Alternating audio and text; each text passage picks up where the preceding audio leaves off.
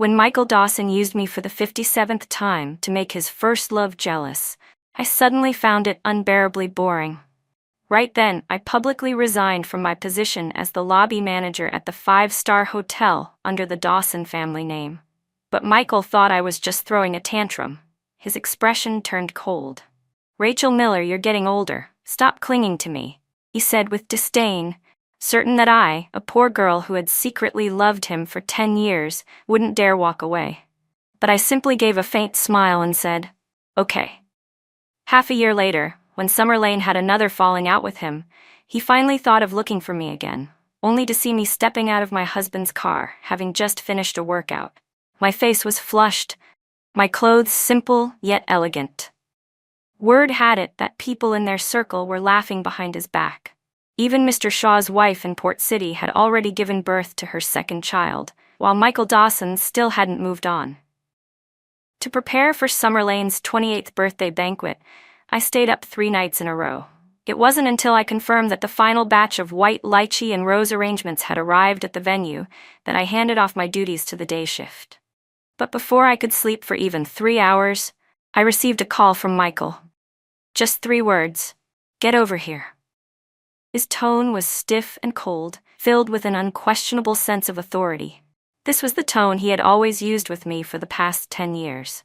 The soft, golden morning sun, along with the noise of traffic outside, leaked in through the blinds of my rented apartment, which cost $3,000 a month. I suddenly felt suffocated. But at the time, I was working as a lobby manager at a 5-star hotel under the Dawson Group, earning $20,000 a month, a generous salary for someone who had graduated from an average university. Meeting all of Michael Dawson's demands had become an instinct embedded deep within me. Before I even realized it, I had already hailed a cab. The banquet hall on the top floor of the hotel had its door slightly ajar. Summer was once again throwing a tantrum at Michael. "Who decorated this party?" she shrieked, her usually sweet and delicate voice raised in disbelief. I instinctively held my breath, standing at the doorway, momentarily at a loss, yet secretly anticipating his answer. After a pause, Michael replied nonchalantly, "Weren't you chasing after that half-blood designer? Honestly, I think even Rachel Miller does a better job than him. His skills are pretty average." Whenever he spoke to Summer, Michael's tone was always lazy and casual, but tinged with affection. Even when he said my name, it was like he was carefully savoring the syllables on his tongue before spitting them out, hitting me right in the chest with a bitter sting. I immediately understood why he had called me here. He was using me as the perfect tool to provoke Summer Lane's jealousy. Sure enough, the banquet hall fell into a dead silence. 3 seconds later, the sound of glass shattering pierced the air. A coworker passing by was startled and rushed to open the door. But I stopped them. "I'll handle this," I said. Since Michael Dawson was determined to put on this show, then I, the villainess in his play, had to play my role to perfection. Before entering the private room, I had already changed into the hotel's formal uniform. I adjusted my posture, fixed on a polite smile, and pushed the door open. The moment I stepped in, every guest in the room gasped. Sitting at the center, Summer's eyes were red, and her delicate, pretty face was full of coldness and disgust. At the edge of the carpet lay shards of a custom-made crystal goblet, part of the Summer Night Sky-themed set Michael had ordered a year in advance, just for her. When she saw me enter, a flash of contempt crossed her round almond eyes. She raised her chin and let out a cold laugh. "Rachel Miller, who gave you the courage to decorate my birthday party?"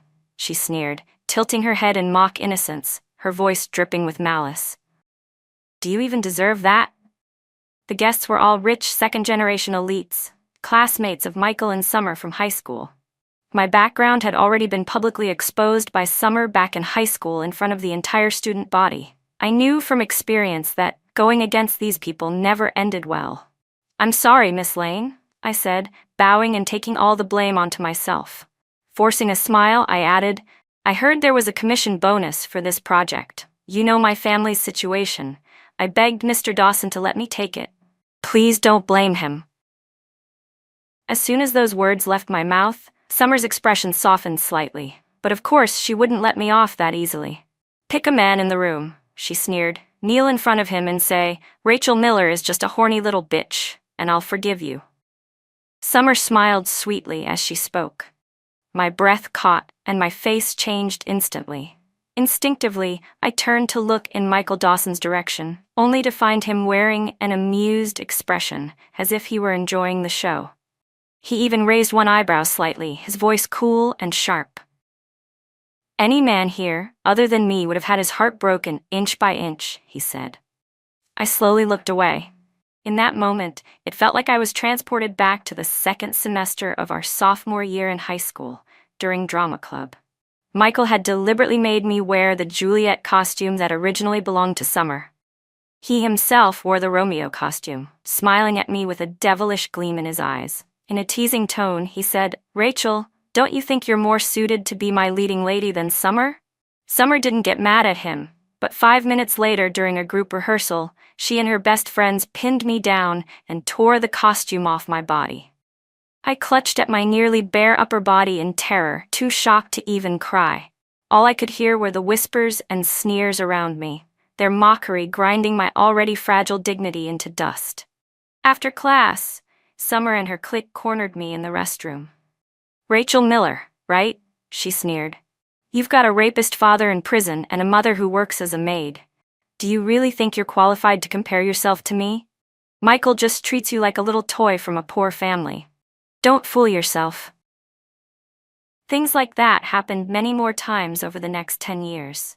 But after every incident, Michael would always find a way to make it up to me. That day, when I returned to the classroom, the scholarship I'd been unable to get for months was suddenly approved. Even the 2 girls who used to bully me in class transferred schools the next day.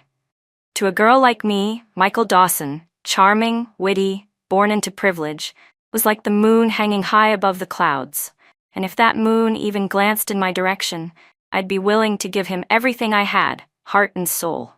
But this time, I suddenly found it all meaningless. I was just tired. Completely tired. In the banquet hall, there was a sleazy man who had once harassed me before. He whistled at me impatiently. "Come on," he said. "Say something sexy, and I'll book the hotel's most expensive suite tonight." He was infamous for being vile. The best outcome for girls who got involved with him was ending up in the hospital for a month. I looked silently at Michael. He merely frowned, calm and composed, then said with contempt, "Whatever you want to do with Rachel Miller in private is none of my business. But don't talk like that in front of Danica and corrupt my wife. Say one more thing and I'll have someone take care of you." The sleazy man instantly backed down and apologized, but the way he looked at me no longer held any restraint. Summer, however, was delighted by Michael's so-called declaration of loyalty. Her cheeks flushed with happiness and she pouted slightly as she muttered, "Who's your wife?" Michael pulled her into his arms affectionately, kissing and coaxing her until she finally giggled. Only then did he look at me, as if he had just remembered my presence. He tilted his chin and barked, "Hurry up, say it and get out. Don't ruin my wife's birthday." That was the moment the last soft spot in my heart was brutally carved away. Looking at the man I had loved for 10 years, I suddenly felt nothing. When the moon loses the light of the sun, it's nothing more than a cold, dead shell. Just like him. "I don't want to," I said calmly, meeting Michael's gaze head-on with steady eyes. "Michael Dawson, I'm a person, not some disposable tool for you rich kids to trample on." His expression darkened, but he quickly composed himself again. He thought I was just mimicking Summer's tone, putting on an act. A mocking smirk tugged at the corner of his mouth. "Rachel Miller, know your place, don't be stupid." I lowered my gaze, the bitterness in my chest finally erupting into a scornful fury that burned everything. I reached up, tore off the name badge from my chest, and tossed it into the trash can nearby. "I quit," I said flatly. "I'm done." The veins in my temples throbbed violently, like they were celebrating my defiant rebellion. I forced a smile, stiff at first, but growing stronger as I looked him in the eye. "Mr. Dawson, from now on, please keep your twisted love-hate drama with Miss Lane away from me." Looking back, I was ridiculously naive, pathetic, even. Like some clueless grade schooler, that one sentence from me made the whole room's atmosphere shift.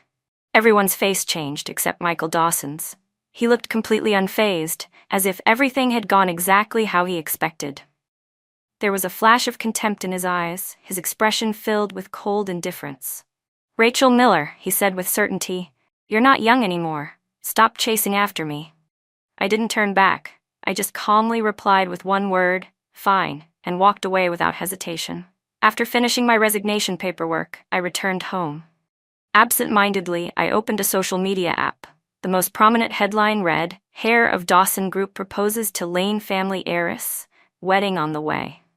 Attached was a photo of Michael, down on one knee at the banquet hall, holding up a diamond ring. I quietly closed the app. My thoughts drifted back to college. Back then, our universities were close by. Summer was studying abroad, and her long-distance relationship with Michael was a constant cycle of breakups and makeups. During sophomore year, after catching Summer on a date with a foreign guy, Michael got drunk and confessed to me. It was my birthday. I was working in the back kitchen of a small restaurant when he showed up in a tailored suit, holding a pair of earrings, a leftover gift from his failed present for Summer. Looking at me, bare-faced, hair messy, he said, "Rachel, you actually look pretty decent. Want to be with me?" In that moment, I met his deep, dark eyes, and my heart skipped a beat. I nodded slightly. No one else ever knew about it. Michael only acted like my boyfriend when he was inside my rented apartment. We'd cook together, hug, kiss, but he never stayed the night. There was one time, in the heat of the moment, we almost crossed the line. But at the last second, I pushed him away. The fear and anxiety I had buried deep inside suddenly surged back to the surface. I turned him down. His face darkened. He stared at me in silence for a few seconds, then let out a mocking snort. In a low, sarcastic voice, he said, "So desperate to climb the social ladder, and now you want to play the virtuous virgin?" It felt like I had been slapped across the face. I snapped out of my foolishness instantly. Michael slammed the door and left. Not long after, Summer returned from overseas, and I went back to being his shadow, like nothing had happened. The sharp ring of my phone yanked me out of my thoughts. I answered without looking, only to hear my estranged father of 3 years yelling at me. I hung up immediately and blocked his number, but then he started messaging me from different numbers. "Useless little brat. Who gave you permission to upset Mr. Dawson? I'm warning you that Manager Zhang under Mr. Dawson is my boss. Don't you dare screw things up for me. Mr. Dawson said as long as you're willing to go back and apologize, he'll let today's mistakes slide." Whatever lingering attachment I still had to the past vanished in that moment. I blocked him again, along with Michael's account for good. A few years ago, my best friend from college had warned me that following a spoiled, heartless, rich boy like Michael Dawson would lead nowhere. She told me to come to Port City instead. She ran a well-reviewed agency there. She even mentioned an international hotel was hiring. My lease was ending anyway, so I told my landlord I was moving out. After packing everything up, I booked a flight for the next morning. Before leaving, I took photos of everything Michael had ever left at my place over the years and listed them online. Once most of it was sold, I boarded a flight to Port City. In a dimly lit VIP lounge at a bar, the atmosphere buzzed. "Congrats, Mike. Cheers to your engagement," his buddies chimed in, one after another. Michael Dawson, the man of the hour, stayed expressionless. He simply raised his glass slightly in response. His friends exchanged looks. Everyone could see that his mind was elsewhere. Someone teased, "Man, Mike's seriously in love. Summer's only been gone a few hours and he already misses her." Others joined in right away. Of course, everyone knows Mike and Summer have been together since childhood. First loves, teenage sweethearts, it's like something out of a romance novel. Their laughter lifted the mood in the room. Michael's face finally softened a bit. A hint of a smile tugged at the corners of his mouth. Just then, a guy who had known Michael for years leaned in curiously. "Hey Mike, that girl who used to be around you, Rachel Miller, does she have a boyfriend?" Michael, who'd just taken a sip of his drink, set the glass down and gave him a cool look. "You into her?" The guy quickly waved his hands. "No, not me. It's my friend. He went on this camping trip where Rachel tagged along and they took some photos together. My friend thought she was really pretty," the guy continued, growing more sheepish with every word. So he asked me for her contact info. I heard she quit her job, and well, my friend's family runs a budget hotel chain. He just wanted to do the girl a favor, maybe offer her something. Michael Dawson didn't respond at first.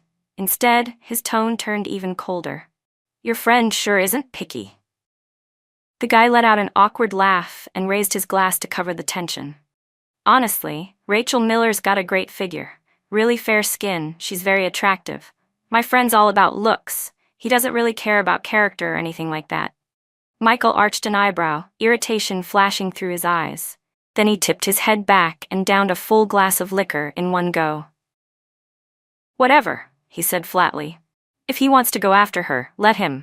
She's not mine. Just a hotel staffer. Why the hell would I care or need to give permission? Am I not exhausted enough already? Another guy quickly stepped in to lighten the mood. Come on, man. Don't bother Mike with this kind of thing. Just then, a girl scrolling on her phone gasped. Wait, Rachel Miller really moved out of her apartment? She's leaving Port City? She's just throwing a tantrum, Michael said without even looking up, completely calm. She's gotten dumber. Who taught her to pull these childish stunts for attention? It's boring. No one cares about a girl like her, someone even her parents don't love. The words were harsh, and everyone in the private room could feel it. Still, they all forced a smile and played along, mocking Rachel as if she weren't worth a second thought. The girl with the phone had just chuckled along, but a moment later her face changed. No, seriously, look, she said in shock. She's really selling all her stuff. She even posted photos online. She passed her phone around. Michael was sitting closest to her. One glance at the screen, and his expression froze. It was a picture of the earrings he had once given Rachel. On the third day after I arrived in Port City, I passed the job interview. My best friend was thrilled. She took me shopping for 2 new outfits and treated me to Japanese food. I posted a cheerful update on my social media. Not long after, I got 2 comments. One was from an account Michael and I had once shared. You really left for Port City? Not coming back? I replied with a single word, yeah. The other comment came from a high school classmate I hadn't spoken to in years. I'm in Port City too. His profile picture was of a sleek Doberman. It took me a minute to remember who he was, Ethan Shaw, my desk mate from freshman year. His family was just as poor as mine, and he had been one of the scholarship students at our international high school. Eventually, he had said he was going back to his hometown and transferred out. Turns out he'd also come to Port City to work. What a small world. I smiled and replied, let's get lunch sometime. He responded quickly, sounds good. Work was going great. In the blink of an eye, I'd been living in Port City for almost half a month. One day my landlady came over with a big smile. Her Mandarin had a thick Hong Kong accent and she was overly enthusiastic. Little Rachel, do you have a boyfriend yet? Auntie's got someone to introduce you to. I was about to politely decline when she suddenly held up 5 fingers. I'll knock $500 off your rent, she said slowly. Even heroes bow to hunger. I immediately grabbed her hand, grinning. Auntie, you have great taste. I'm 100% single. Apparently, the guy was her ex-husband's nephew, the same age as me, never dated. That weekend, I arrived at the restaurant 30 minutes early, only to find that he was already there. He was young, handsome, and neatly dressed. I blinked in surprise. Was dating in Port City this competitive? He looked perfectly relaxed. The restaurant was built above the sea, with a long glass bridge connecting it to the shore.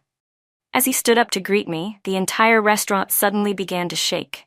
Someone shouted, "A cargo ship's lost control and it's crashing into us." Panic erupted instantly. Screams filled the air. The decorative glass flooring beneath us shattered with a crack. Before I could react, I fell straight into the sea. I couldn't swim. I didn't even know the basics. Salt water rushed into my nose and mouth. The impact hit me like a wall, and my consciousness slipped into darkness. In a daze, I vaguely heard the sound of someone diving into the water. A moment later, a strong hand pulled me upward. His arms wrapped around me, and his soft lips pressed against mine, beginning mouth-to-mouth resuscitation. We didn't break the surface until much later, and it was only then that I realized my blind date had saved me. But there were no steps nearby to climb out of the sea near the restaurant, so we had to cling to the edge of the seawall and wait for rescue. I hadn't even processed the absurdity of the whole accident yet. I held tightly onto him, dazed, staring at the shattered remains of the restaurant not far away. Then, out of nowhere, I blurted, "Do you think their boss bought insurance?" A soft laugh sounded by my ear. The man's voice was deep and gentle, brushing past my earlobe. "I hope so. Otherwise, they're seriously screwed." I couldn't help laughing too, both annoyed and amused. I looked up at him without thinking, but we were so close that our faces nearly touched again. I panicked and quickly let go of him, only to nearly fall back into the water. He immediately reached out and pulled me back in. But this time, because our positions shifted, I ended up facing him directly, his arms wrapped around me. From our chests down to our legs, we were tightly pressed together. It was summer, and I'd only worn a thin French-style dress for the date. He was dressed better, but his lightweight summer suit was now completely soaked. Our bodies clung together, warm and slick from the seawater. All around us was silence, only the sound of crashing waves and pounding hearts. I was flustered. Every place where our bodies touched burned like fire. Thankfully, a lifeguard soon spotted us. After being rescued, we were each wrapped in a towel. To break the awkward silence, I reached out a hand and said, "Hi, I'm Rachel Miller. I'm currently working as a guest services manager at Ocean View International." He brushed his wet bangs back, revealing sharp, well-defined features. The setting sun cast a golden light across his amber eyes, reflecting the blush on my cheeks and ears. Smiling, he took my hand. His voice was low and easy, laced with warmth. "Hi, Rachel. I'm Ethan Shaw." Later, I found out that the restaurant belonged to one of his friends, and just this year alone it had already been hit by a ship, twice. I was toweling off my hair after a shower when Ethan walked out in slippers, shaking his head. It's like his friend has some kind of KPI to meet. He refuses to relocate that place, no matter what. My best friend was lying on the couch with a face mask on, laughing so hard she nearly cracked it. Then suddenly, she shrieked while holding up her phone. "Someone caught the two of you on video." It was a clip taken by a bystander. In the corner of the frame, you could see Ethan holding me close in the water. Thanks to the angle and the filter, the video made us, originally just two strangers on a blind date, look like a real couple, deeply in love, eyes locked like a romance drama. The video quickly made its way to the trending page. People started screenshotting moments of me and Ethan from the clip, captioning them with things like, "This is exactly how I imagine falling in love while falling into the sea." My best friend went through every comment and liked them all, giggling. "You two are seriously giving off couple vibes. Gorgeous girl, hot guy, the sweetness." I could only smile helplessly as I dried my hair and got back to work. But then she suddenly lowered her phone and looked at me. "Babe, let me ask you something. Do you really not have feelings for Michael Dawson anymore?" I gave her a puzzled look. She sent me a link to a news article and said, "Guess what? He's in another fight with his first love again." The headline read, "Heir of Dawson Group spotted arguing with fiancée on street late at night. Will Dawson and Lane families still marry into each other?" I quietly put my phone down and said calmly, "Maybe that's just their version of love, fighting and making up over and over. The more they fight, the deeper they fall." My best friend laughed so hard she looked like she'd lost her mind, but the next day I wasn't laughing at all. I had a fever of 103.6 degrees Fahrenheit, 39.80 degrees. Worse still, the hotel was packed with tourists from the mainland, and every room was fully booked. I had no choice but to take some fever meds and push through the day, working while burning up. By the time I finished checking in every single guest, it was nearly 2 a.m. I was finally about to rest when the lobby doors opened, and in walked an uninvited guest, Michael Dawson. Personal emotions had no place in my job, so I forced a professional smile and checked him in. Then I escorted him personally to the presidential suite on the top floor. But just as I turned to leave, he grabbed my hand. His head was lowered, eyes shadowed, but I could see something gray and unreadable, buried deep in those black pupils. Lately, he looked like he hadn't been sleeping well. The dark circles under his eyes were stark. He stared at my face and asked softly, "Who's that other guy?" I was momentarily speechless. Then I felt how ridiculous it was. I yanked my hand out of his grip, but the motion was so sudden I nearly blacked out. Clenching my palm tightly, I steadied myself and responded calmly. As far as I remember, Mr. Dawson is already engaged to Miss Lane. Whoever I'm with is my business. It has nothing to do with you. But Michael still stared at me, his voice unusually gentle. Since you left, I haven't been sleeping well. You've been by my side for 10 years. I got used to having you around. Rachel, come back with me. Let's go back to the way things used to be. His shameless confidence stunned me. Suddenly I realized the man I had loved for a decade had been rotten to the core all along. Go back with you? I gave a low laugh, my breath growing heavier. I tilted my head and looked at him. Tell me, Mr. Dawson, are you asking me to be the other woman, or are you saying Miss Lane should be? Michael looked at me like I'd said something outrageous. His eyes widened. Summer could never be a mistress. I said nothing more and turned to leave. He came after me. Michael never had a good temper. Those few moments of softness earlier had already drained all his patience. He snapped almost instantly. Rachel Miller, don't push your luck. Who do you think you are? This hotel has Dawson family shares. All I have to do is make a call, and you'll be out of a job tomorrow. His shamelessness enraged me. My eyes burned with fury, and my head swam with anger. My legs gave way, but instead of falling, I landed in a warm, broad chest. A faint scent of lemon helped clear the fog in my mind. Then a familiar, deep voice sounded beside my ear. I didn't know Michael Dawson's words carried so much weight in Port City. I looked up. It was Ethan Shaw. But he looked nothing like when we first met. He was now dressed in a dark embroidered suit, clearly custom-tailored and expensive. His hair was immaculately styled. Except for the thin layer of sweat on his forehead and the flicker of worry in his eyes, he stood tall and composed.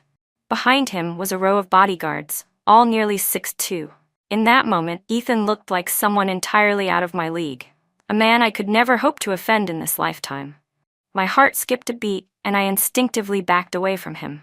He noticed and froze, but his hands, which were still holding on to me, didn't let go.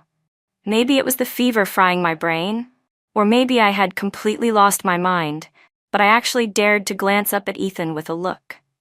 And just like that, the nervousness in his expression vanished. He even smiled. I was speechless. Michael, however, let out a cold laugh. So that's it. You already slept with him. No wonder you don't want to come back to me. Then he turned to me and said, Rachel Miller, I'll give you 6 months. In that time, I'll marry Summer and have a child with her. After 6 months, I expect you to come back on your own. Both Ethan and I were disgusted. Just then, Ethan's hand touched my burning cheek and realized I had a high fever. Without saying another word, he scooped me into his arms and instructed his men, It's late. Get this handled. That was the last thing I heard before everything faded. When I woke up again, it was the next morning. I was on an IV drip in a hospital room, clean, quiet, and empty. Thinking back to what happened last night, I finally started piecing things together. I didn't know what misunderstandings might have occurred along the way, but it was clear now.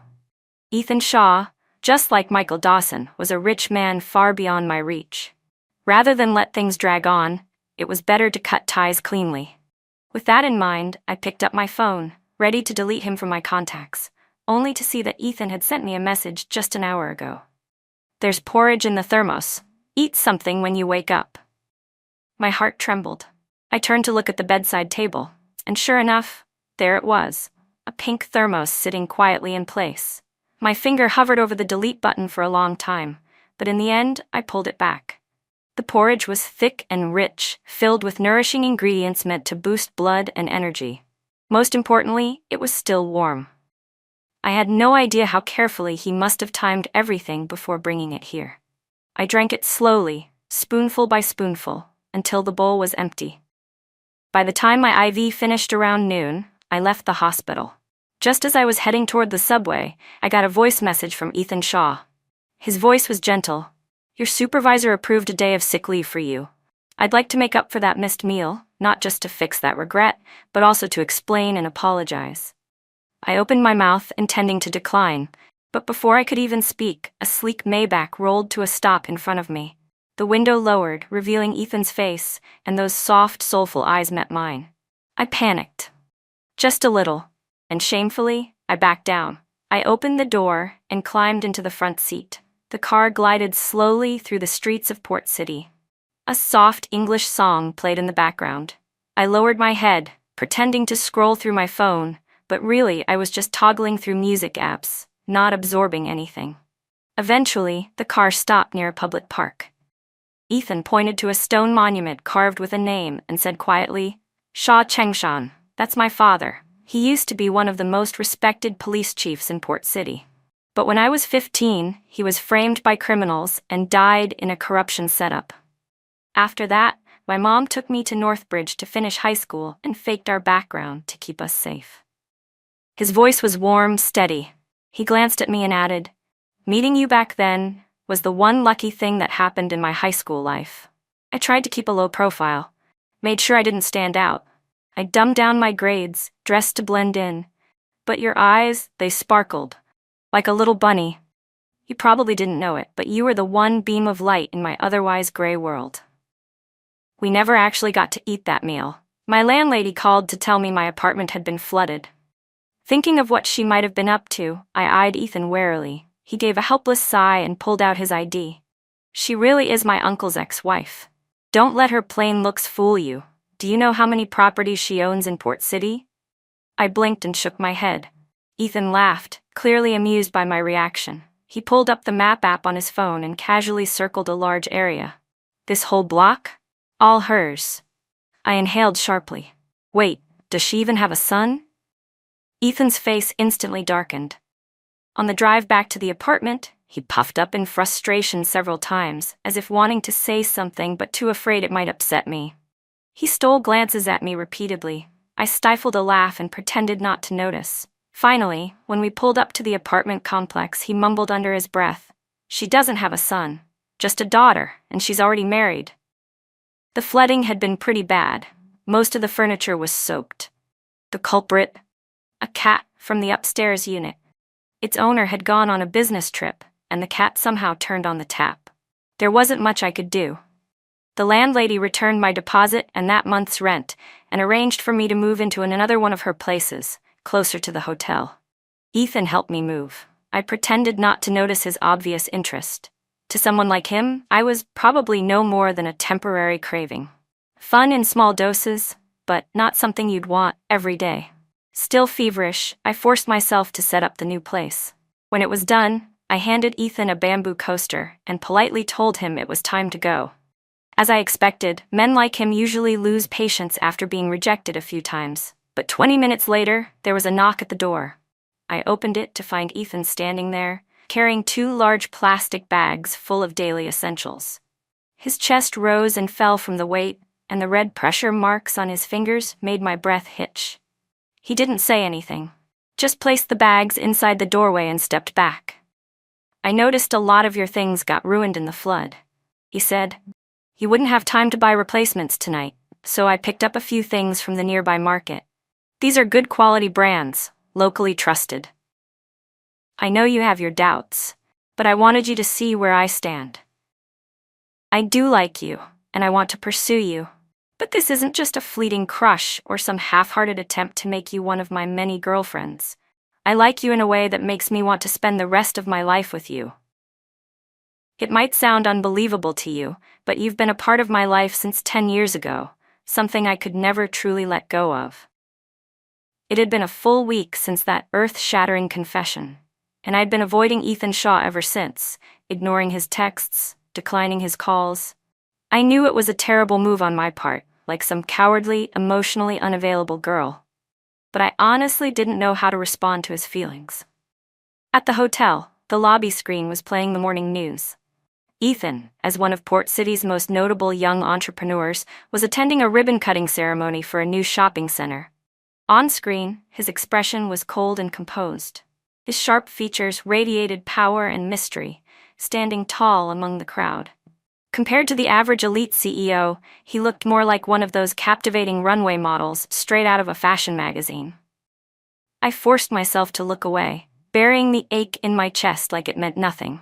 Meanwhile, in the executive office of Dawson Group, as long as the Dawson and Lane families marry, both companies' stock prices are bound to skyrocket, the secretary said, closing the latest report folder.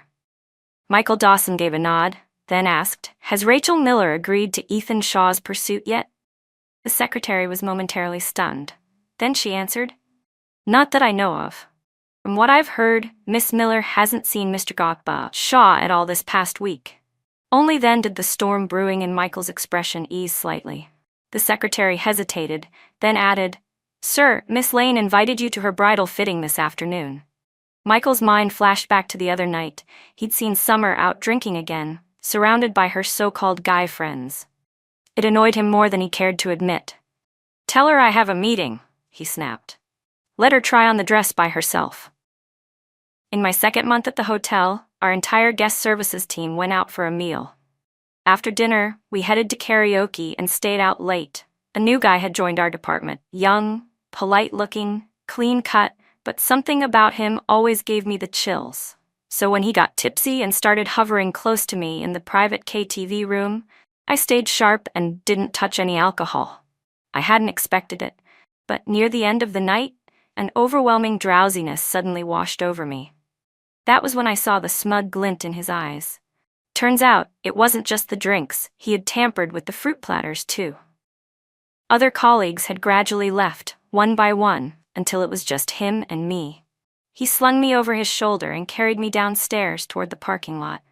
At the very last second, I summoned the tiniest thread of clarity and bit down hard on the inside of my cheek, jolting myself awake.